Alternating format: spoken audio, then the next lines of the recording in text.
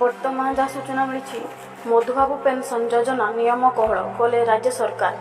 ବୟସ୍କମ ଓ ଭିନ୍ନକ୍ଷମ ହିତାଧିକାରୀଙ୍କୁ ଘରେ ପହଞ୍ଚିବ ପେନ୍ସନ୍, ସମସ୍ତ ଜିଲ୍ଲାପାଳଙ୍କୁ ନିର୍ଦ୍ଦେଶ। ତେବେ ସୂଚନା ଅନୁସାରେ ତା ପୂର୍ବରୁ ଭିଡ଼ିଓଟିକୁ ଗୋଟେ ଲାଇକ୍ କରନ୍ତୁ, ସବସ୍କ୍ରାଇବ୍ କରନ୍ତୁ। ଚାଲନ୍ତୁ ଭିଡ଼ିଓଟି ଷ୍ଟାର୍ଟ କରିବା।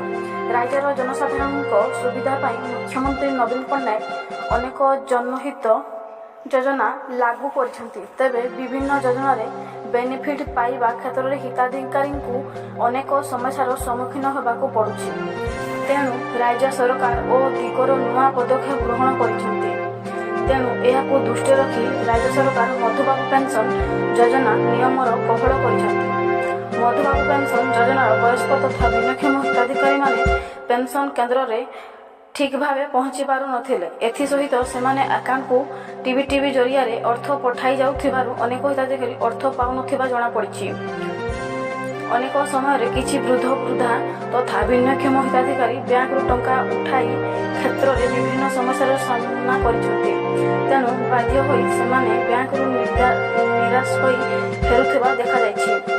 ତେଣୁ ଏଣିକି ହିତାଧିକାରୀଙ୍କ ଆକାଉଣ୍ଟକୁ ଅର୍ଥ ପଠାଯିବ ନାହିଁ, ସେମାନଙ୍କୁ ନଗଦ ଆକାରରେ ଅର୍ଥ ପ୍ରଦାନ କରାଯିବ।